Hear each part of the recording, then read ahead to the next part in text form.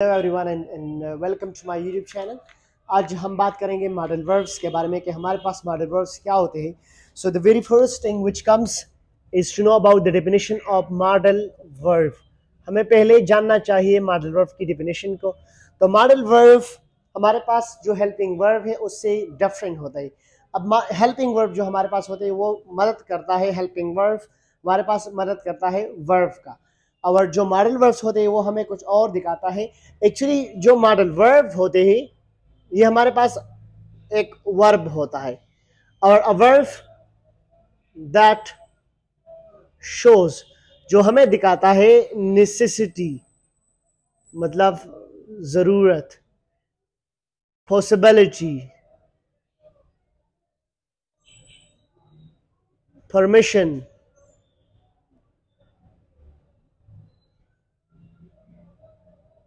And so on.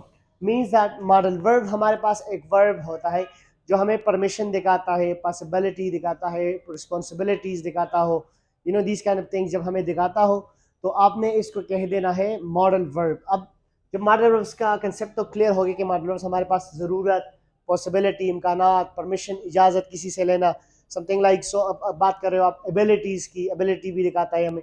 सो आपने तब इसके लिए इस्तेमाल कर देना है मॉडल वर्ब को।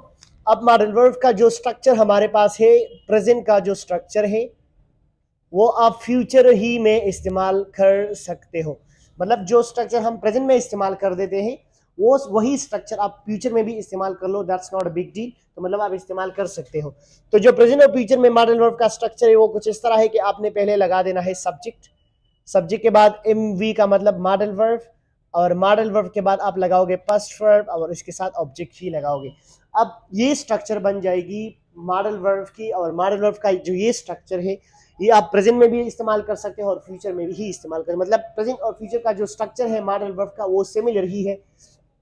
अब जो पास्ट मॉडल वर्ब, पास्ट का जो स्ट्रक्चर है हमारे पास वो जिस तरह है कि आपने पहले सब्जेक्ट लगा देना है, सब्जेक्ट के बाद I will just put here a modal verb, और मॉडल वर्ब के बाद हम लगाएंगे हैव के बाद आप लगाओगे थर्ड वर्ब और उसके साथ ही ऑब्जेक्ट को। तो मतलब हमारे पास टाइम्स यहाँ पर 3 डिस्कस हो गए हैं कि प्रेजेंट, फ्यूचर और पास्ट। लेकिन आप देख लो स्ट्रक्चर्स 2 ही है, क्योंकि एक जो पहला स्ट्रक्चर है यहाँ पर मैंने लिखा भी है, ये वाला स्ट्रक्चर आप प्रेजेंट फ्यूचर दोनों में इस्तेमाल कर सकते हो, that's not a big deal. तो हमारे पास जो पहला मॉडल वर्ब है वो है शुड। अब शुड का इस्तेमाल हम कर देते हैं। ये शुड जो हमारे पास एक मॉडल वर्ब है हमें दिखाता है या तो एडवाइस या ये हमें दिखाता है सजेशन। फॉर एग्जाम्पल, अगर आप किसी शख्स को या तो एडवाइस दे रहे हो या सजेशन दे रहे हो, मतलब या नसीहत कर रहे हो उसको या कोई मशवरा दे रहे हो, तो तब आपने मॉडल वर्ब शुड का इस्तेमाल कर देना है वहाँ पे। लाइक फॉर एग्जांपल यहाँ पर आप मॉडल वर्ब लगा लो। फॉर एग्जांपल मैं आपसे कहता हूँ कि यू शुड टेक रेस्ट। अभी आप सोच लो, मैंने कहा यू शुड टेक रेस्ट, इसका मतलब होता है कि मैंने यहाँ पर आपको, आप बीमार हो और मैंने कह दिया यू शुड टेक रेस्ट, मतलब आपको आराम करना चाहिए। तो यहाँ पर मैंने आपको एक एडवाइस कर दी, तो मतलब क्लियर हो गया कि यहाँ पर जो इसकी उर्दू की पहचान होगी वो हमारे पास चाहिए, ये आ जाएगी। तो मतलब लास्ट में आप जब मॉडल वर्ब शुड की ट्रांसलेशन कर देते हो तो उसके लास्ट में आएगा चाहे, चाहिए। तो मतलब अगर मैंने कह दिया यहाँ पर जिस तरह मैंने लिखा भी है कि यू शुड टेक रेस्ट, तो मतलब आपको आराम करना चाहिए, that will be the Urdu translation. अगर आप पास्ट में लगा लो तो इसका मतलब कुछ, फॉर एग्जांपल अगर मैं आपको कहूँ you should have taken rest, इसका मतलब होता है कि आपको आराम करना चाहिए था। तो मतलब चाहिए था गया तो ये पास्ट बन जाएगी। मतलब दोनों में जब आप एडवाइस को लगा, एडवाइस या सजेशन की बात करें तो आपने मॉडल वर्ब शुड का इस्तेमाल कर देना है वहाँ पे। You have to be clear कि मॉडल वर्ब जो हमारे पास होते हैं तो ये हमें possibility, abilities, permission and this kind of things are shown. तो यहाँ पर आप देख सकते हो कि यहाँ पर हमें इसने सजेशन दिखा रहे, तो मतलब वही भी, मतलब जो मॉडल मैं एक्सप्लेन यहाँ पर करूंगा आप उसी से एक लफ्ज उठा के इस मॉडल वर्ब की डेफिनेशन में पुट करो, that will be definition of modal verb. तो यहाँ पर आप क्लियर हो गए कि शुड का इस्तेमाल हम तब करते हैं जब आप किसी को एडवाइस दे रहे हो या किसी को सजेशन दे रहे हो, तब आपने इस शुड का इस्तेमाल कर देना है। दूसरा जो हमारे पास मॉडल वर्ब आता है वो होता है मस्ट। बहुत सुना होगा आप लोगों ने कि मस्ट जो हमारे पास एक मॉडल वर्ब है इसका इस्तेमाल हम कब और कहाँ पर कर देते हैं, so you have to be clear, must. ये एक ऐसा मॉडल वर्ब है जो हमें ओब्लिगेशन दिखाता है। ओब्लिगेशन मतलब हमारा फ़राइज़, हमें हमारा फ़राइज़ याद दिलाता है। दूसरा, ये स्ट्रॉन्ग फॉर्म ऑफ शुड है, मतलब इसका इस्तेमाल आप शुड की तरह भी कर सकते हो। आपने अगर अगर किसी को एडवाइस करना है आपने, तो आपने इस्तेमाल कर देना है शुड को। लेकिन अगर आपकी एडवाइस जो आप एडवाइस कर रहे हो आपको इसको स्ट्रॉन्ग कर देना चाहते हो, तो फिर स्ट्रॉन्ग फॉर्म ऑफ शुड हमारे पास होता है मस्ट। तो मतलब मस्ट का इस्तेमाल आप शुड की तरह भी कर सकते हैं, लेकिन शुड जो है कॉमन है। और जब हम मस्ट का इस्तेमाल कर देते हैं, इसका मतलब होता है कि आपने किसी चीज़ पर स्ट्रेस डाली, आपने किसी चीज़ पर दबाव, फोर्स डाल दिया।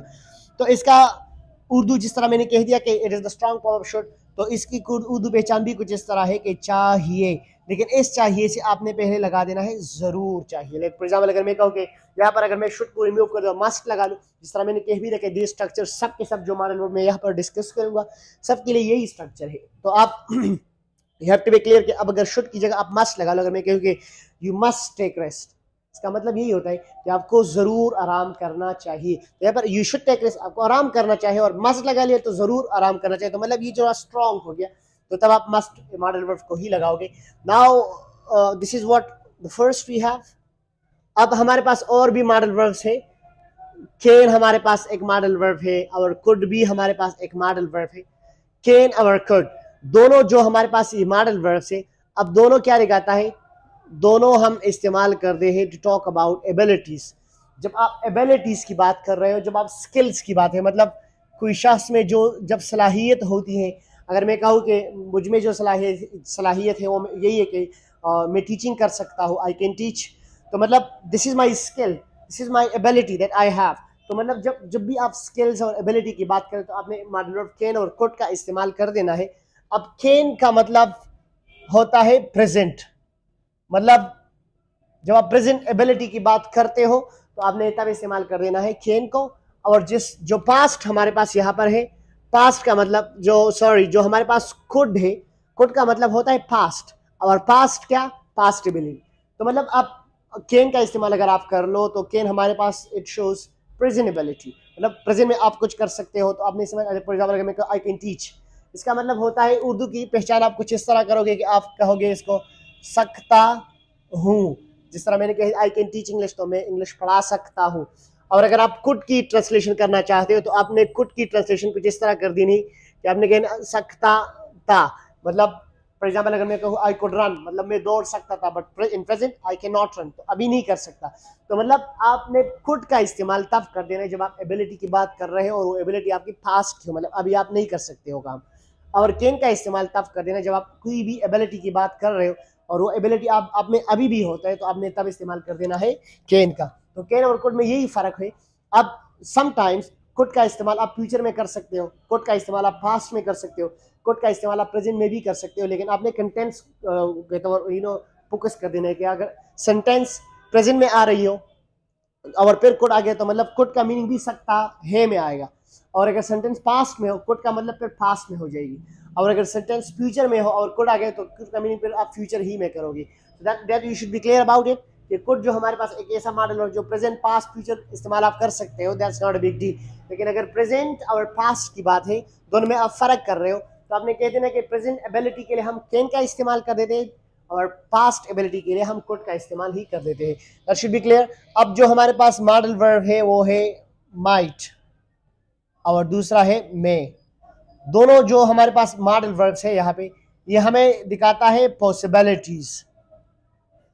पॉसिबिलिटीज मतलब इम्कानात, जिस काम का कोई इम्कान हो हमारे पास, इम्कानात दिखाते हैं। अब इम्कानात जब हो, तो पॉसिबिलिटी जब हम मे का इस्तेमाल कर देते हैं, तो मे हमें पॉसिबिलिटी दे देता है 50%, और जब हम माइट का इस्तेमाल कर देते हैं, तो माइट हमें पॉसिबिलिटी देगी अप टू 30%। अब इसकी उर्दू की पहचान की बात करें, तो इसकी उर्दू जो पहचान आएगी, बिगनिंग में आएगा शायद। अगर मैं कोई शायद मैं घर जाऊँ, I might go home, I may go home, chances will be just check there.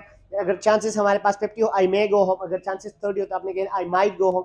तो यही मे और माइट में फ़र्क है। कि आपने मे का इस्तेमाल तब कर देना जब आप पॉसिबिलिटी की बात कर रहे हो, और पॉसिबिलिटी हमारे पास 50% हो तो आपने मे का इस्तेमाल, पॉसिबिलिटी 30% हो तो माइट का इस्तेमाल कर देना है। और फिर भी आपको बताओ कि जो कैन कोड है, मे माइट है, मस्ट है, शुड है, इसी मॉडल वर्ब्स के लिए हमारे पास दो ही स्ट्रक्चर्स है, और इन दो स्ट्रक्चर्स को आप प्रेजेंट फ्यूचर का जो स्ट्रक्चर है एक ही स्ट्रक्चर लेकिन दोनों के लिए इस्तेमाल कर सकते हो।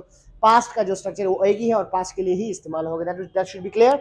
अब एक बात मैं यहाँ पर भूल गया, जो मे और माइट का इस्तेमाल हम कर देते हैं, तो आप जो हमारे पास मे मॉडल वर्ब है, आप अगर मे के बाद कोई सब्जेक्ट लगा लो, मतलब इससे आप एक क्वेश्चन बना लो। क्या बना लो?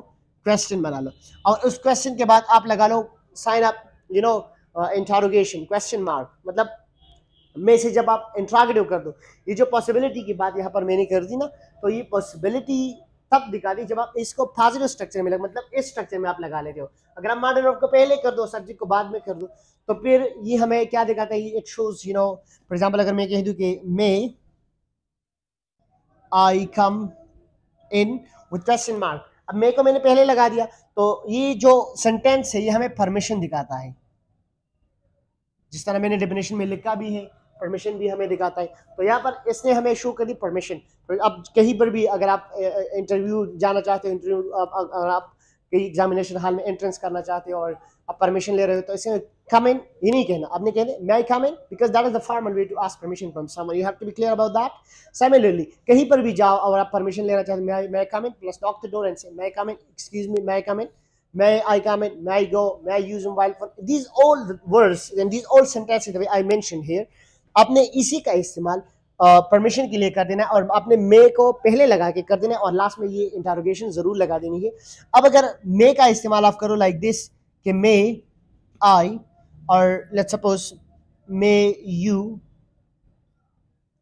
Succeed, may you succeed. अब आप देख सकते हो कि मे यू सक्सीड को आपने फिर से इंट्रोगेटिव ही में लिखा है, लेकिन इसके बाद आपने क्वेश्चन मार्क नहीं, आपने साइन ऑफ एक्सक्लेमेशन लगाए थे, जो मैंने in the introduction I also explain the sign of exclamation. अब आप यू शुड बी क्लियर कि मे जब आप इंट्रोगेटिव में लगा लो, क्वेश्चन में लगा लो, और इसके एंड में आप लगा लो साइन ऑफ इंट्रोगेशन, तो हमें ये दिखाता है परमिशन। लेकिन जब भी आप मे लगा लो इंट्रोगेटिव वाले सेक्शन में और लास्ट में आप लगा लो साइन ऑफ एक्सक्लेमेशन, तो ये हमारे पास या तो प्रेयर होगी और या तो कर्स होगी, मतलब किसी को बददुआ देना या किसी को दुआ देना। तो फॉर एग्जाम्पल आप यहाँ पर देख सकते हो कि मैंने कह दिया कि मे यू सक्सीड, अल्लाह आपको कामयाब करे, इट इज अ फ्रेंड। अगर मैं आपको बददुआ दूं, मे यू रूट आउट, आप तबाह हो जाओ, तो may you root out. Similarly तो this is what about may. आप माइट का भी इस्तेमाल कर सकते हो परमिशन के लिए, might I come in sir, it is the more formal one. आपने अगर माइट का नॉर्मली हम कहते हैं मे आई कम इन सर, हम ये कहते हैं कि मैं अंदर आ सकता हूँ, मे I come in sir, but if you just want to say might I come in sir, तो that is the more formal one, that is the most formal one, सबसे ज़्यादा फॉर्मल वे है। लेकिन ये हम रेयरली इस्तेमाल करें, तो आप ये इस्तेमाल ना ही करो तो अच्छा है, आप मे ही के इस्तेमाल करो। लेकिन अगर माइट का इस्तेमाल कर भी देते हो तो that is not wrong, that is the formal most one, तो मतलब सबसे ज़्यादा फॉर्मल यही बन जाएगी। That should be also clear. Now अब जो मॉडल वर्ब्स हमारे पास रहे हैं वो है हमारे पास मॉडल वर्ब लाइक वुड।